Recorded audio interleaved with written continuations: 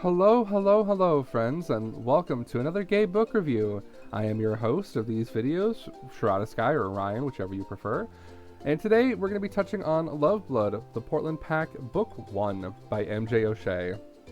So, as far as I know at the time of recording, there isn't a second one out, which is, not my favorite, but I enjoyed the book. For spoilers purposes, I'll just say I enjoyed the book, and I'm hoping there's a second one coming out soon. So, let's dive into the plot and stuff. So as per usual, we're going to be touching on characters and stories and just kind of the plot and stuff like that. So just be warned that there's going to be a lot of like spoilers ahead with regards to the characters, their dynamics and stuff like that. So just you have been warned, and I will see you guys on the other side. Let's start off with the characters. So we have Max Appleton and Jonah Spellman as the two main love interests, if you will. Max Appleton is a average like teen wolf who happens, just to be moving away from their abusive father. Good for him. So where do I start? So he and his mother Celia are running away from their abusive father, who is their alpha, and going to the Spellman household to escape because his father wouldn't know where they are. And it's not the biggest difference in terms of distance, I should say. It's not the biggest distance between the two places, but it's enough that they think they're going to be safe. He's got a lot of trauma in this one. He's got a lot of shit to deal with, and it's real. He's feels like the most real character in this kind of these books that I've read so far. And when he's introduced, he believes himself to be a beta, which is what his father is so upset about, if you can say. Not saying it's a validation for the father being an abusive asshole, but it's more so that the fact that Max is a beta is what he believes, and then when things start getting hot and heavy with Jonah, he's like, oh shit, maybe I'm an omega. That's different. So, all in all though, Max, for all he deals with in this book, he's a decent human being. I like him. I like the character. I think it's really fleshed out what he does and what he's going through. And I think it's kind of a dick what Jonah does to him. So we'll get into that later. But as far as Jonah's concerned, he's introduced as the less than thrilled, son of the Spellmans who are inviting these complete strangers into their home. And he thinks it's going to cause chaos in their pack and shit. And I'm like, okay, understandable. But also, they're escaping an abusive situation. Maybe you have a little bit more grace. But, he and Max, in the beginning, hit it off immediately. The second Jonah goes into the Max residence, aka their family guest house, if you will, the Spellman's guest house, he's like, what smells so good? What are you baking? And they're like, the mom Celia's like, I don't have food, so I don't know what you're smelling. And then he goes upstairs and he meets Max, and it's like, oh shit, you smell so good. And it's a lot of that, he's immediately drawn. And then right during when Max goes to high school for the first day, he realizes Jonah has a girlfriend, and that he didn't get told that Jonah has a girlfriend. Now he feels guilty, Max does. So it's just kind of a shitty. He's kind of a shitty dude, in that way. He's stringing along Zoe and Max throughout the entire book, and I do not like that one bit. And he's doing it because of some family obligation, and we'll touch on the family. Trust me, we'll touch on the family. But it just feels like shitty. And he acts like he has everything on his shoulders, and he's 16, and he should be talking to his goddamn parents for help with such fucking major decisions. It's bad, typical alpha behavior. I'm the alpha.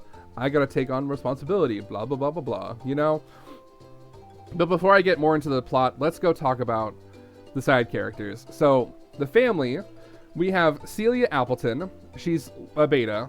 We have Veronica Spellman. I don't recall if she's listed as an omega. I think she is, but I scoured the book and I couldn't find it. So maybe I'm just making it up. But she's the mother. We have Bryce Spellman. He is the alpha. He is the father. We have the Spellman sisters, Bethany, Amelie, and Ava.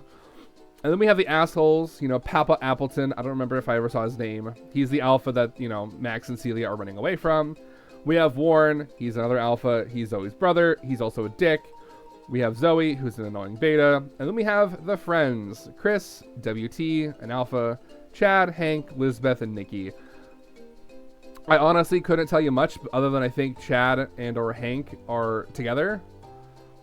I think it's either that or Chris and Hank. One of them. One of the C's is with Hank. That's all I got. It's great though. I enjoyed a lot of it. I enjoyed this book. I wish the side characters weren't so plentiful, but I get it. It's high school. You're gonna have a lot of friends, and I think that's one of the harder things about writing high school romance is the amount of friends. Unless you're like one of the lovers is a loner, and maybe has a best friend, and then like the other characters like a popular guy who has like 10. That's always hard. You know, any kind of friend group is hard to write. But the friends are different because they're like Jonah's pack, because Jonah's like the baby alpha, the like teen alpha. So all the teens like are looking up to Jonah because they're going to be his alpha, or they're going to be in his pack as their alpha. There we go. Pronouns. Can never get them right in the beginning. Anyway. So, as we've touched on in the beginning and kind of throughout the characters so far, Max and his mother Celia have run away from their abusive alpha father/husband and into the Hollycourt estate of Celia's longtime friend, Veronica Spellman. On the first day, Jonah meets Max and he can feel an immediate pull to be close friends, and the two hit it off immediately, despite initial reservations from Jonah about having to host this random, mated, or runaway, if you will, Beta and her child. You know, as the feelings begin to become more intense, Max is now distressed over his interference with Jonah's relationship with his girlfriend, Zoe. Max initially pulls away from Jonah, hanging out with their mutual friends, but it's clear the pair are miserable.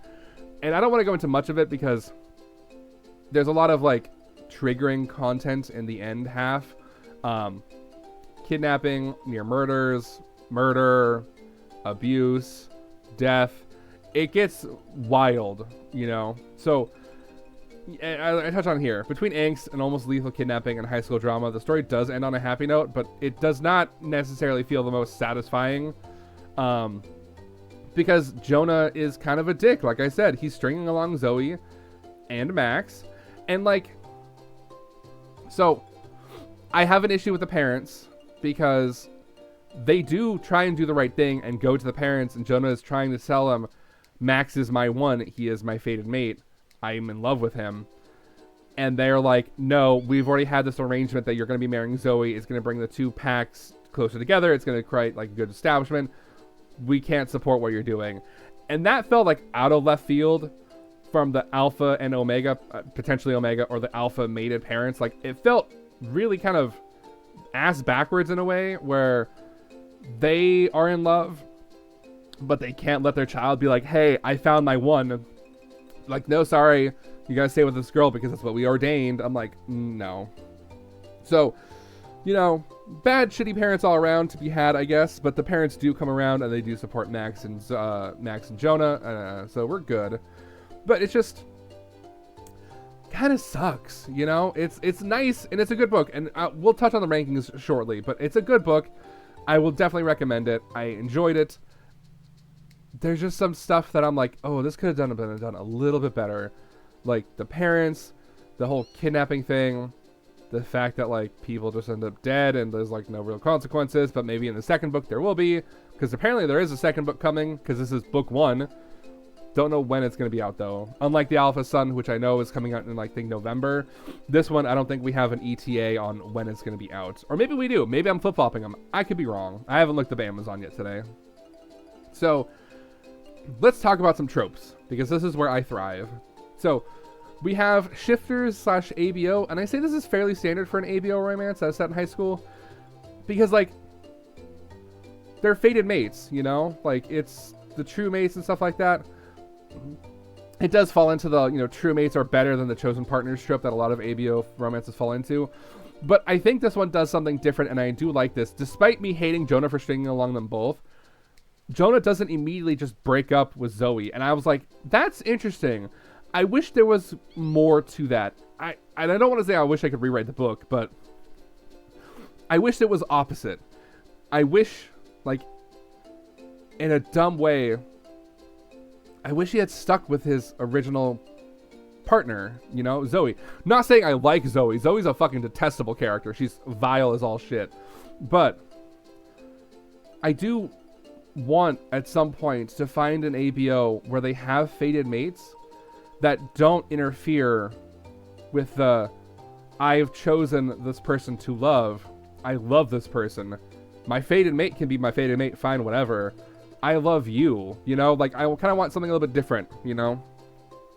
But maybe I'll have to write it myself. We'll see. I also don't know how that would work, because the way they pitch it in here, or at least MJ O'Shea does, is that Max and Jonah, because they're willingly trying to pull them apart from each other, they're suffering, like, majorly, you know? To the point where I think Jonah goes into a rut and nobody can satisfy him because he's wanting Max, and Zoe's there, and Zoe's like, what the fuck? I used to be able to always help you through this, you know? So it's interesting that there's like a physical reaction, and I thought that was very interesting of a take where the fated mates can actually like hurt, you know, and feel that pull, and like if they're apart or if they're not happy, that they can be suffering, you know? And so while I think the book is touted as like a strangers or friends to lovers, I would barely classify it as that. I mean, yes, they are strangers when they first meet, but like it's a fast friendship, you know, and then the feelings hit basically at the same time. So it's a fast friendship into a fast relationship into a fast, I'm stringing you along with my ex, or my current girlfriend, I guess. So anyway, I hope to see more. I wonder what the next book is going to have. If it's more of the Portland Pack book, I'm guessing we're going to see more of the side characters maybe, and then these two will become a background character, a background relationship, which I'm always okay with. I love books where they like have one establishing like relationship in the beginning and then move on to two other ones that are like friends or associates of the main pair. So you'll get more of the main pair slightly, but it's more focused on like the new group or the new duo, you know, stuff like that. And as far as what I would give this as far as rankings, that's where this is probably going to be pretty good, I would say. So we'll go through the plot, we'll go through the characters, we'll touch on the writing style, we'll touch on the spicy scenes, because boy are there some, and then we'll go for the overall ranking. So as far as the plot, I did like it. It's quite good. I also, like I mentioned, with the whole fated mate, chosen lover, Jonah's a dick for what he did, but it made for good content. You know, it made for a good story, and I'm all for that. I do think Zoe is a bit of an asshole consistently, and it's probably just because she's entitled, you know? She probably is just entitled to that D, and she's like, it's mine. So it's hard, you know? It's hard to like Zoe, which we'll touch on the characters, but as far as like the plot, I think it's good. There's a lot of unnecessary death at the end, in my opinion, but I'm fine with it because, like, if an asshole dies, who cares?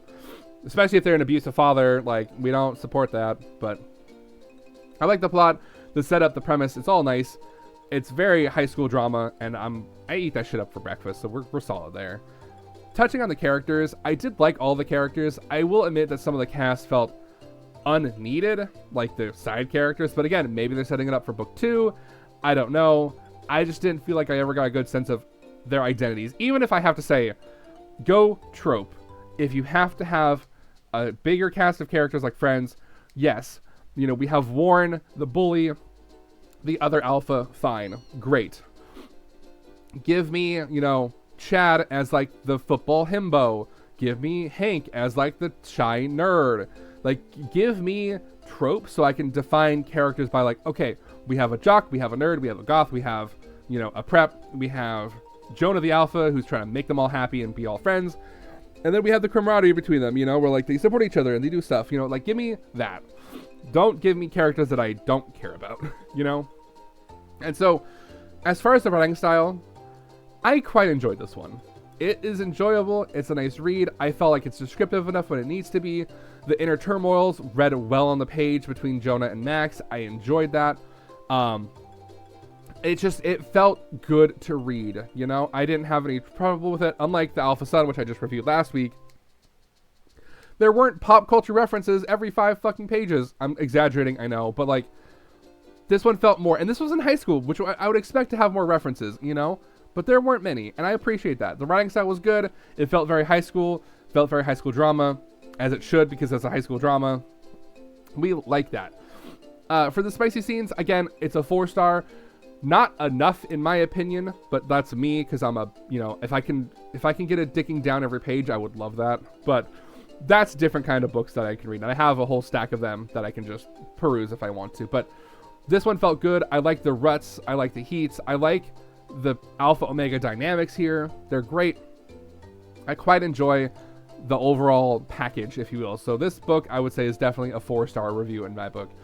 I quite enjoyed it. I'm very excited for the next one to come out. I'm hoping it's just as good as this one, if not a little bit better in some regards. Again, if you need to pare down the characters, pare down the characters. You know, I want to focus on a core group of maybe at most 4, you know, maybe 5, at most 6. But like having like the parents, the siblings, the friends from high school, I didn't really get a sense of anything other than I knew like one of the siblings was like boy crazy, the twins were curious, stuff like that, you know, which I got a better sense of the family because they're like that. The older one's boy crazy and like a rambunctious little like freshman or teenager or whatever. And the twins are curious. They're twins. They're not infants, but like they're toddlers, you know, children. They're not babies, but like under 10, if you will, you know? So overall, Love, Blood, Portland Pack Book 1 by MJ O'Shea, I would highly recommend for anyone to read. But if you've read this one and you want more recommendations from me based on what I've, you know, kind of pulled through and investigated with this, we'll touch on some recommendations that I have. So for another shifter romance, I just covered this last week, but The Alpha's Son, definitely recommend. It is not a happily ever after, but there is a part 2 coming out this November, I believe. So that's great. I definitely recommend that. But if you want more in the high school setting, Rebel at Spruce High by Daryl Banner is also set in the Spruce, Texas romance series. Similar age ranges, I would say, from Love Blood to Rebel at Spruce High. So, you know, if that's not your cup of tea, understandable. But I enjoyed it.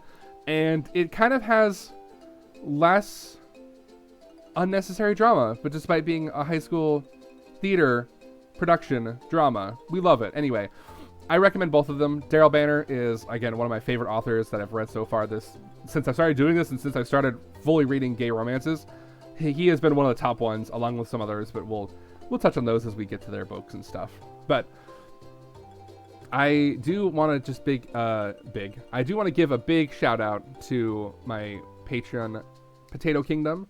Thank you so much for being here, my friend, and doing what you do to help support me and making these silly little videos for you. And, you know, everyone else who watches these on YouTube, if you do want to follow me in other places and things like that, you know, I have my socials here and probably listed in every video. If you want to follow me on Twitch, I stream nightly at 6 p.m. PT, where I play a variety of games from RPG to horror games to slice of life visual novels, things like that, everything in between. And if you want to see me and my unhinged thoughts, you can go to twitter.com/ShiradaSky, where I tweet basically anything that pops into my head for the most part. And most of it's used for like Twitch updates and schedules and stuff. And if you do want to follow me on Patreon, you can do so at patreon.com/ShiradaSky as well. Thank you all so much for hanging out with me for these last 15, 20 or so minutes.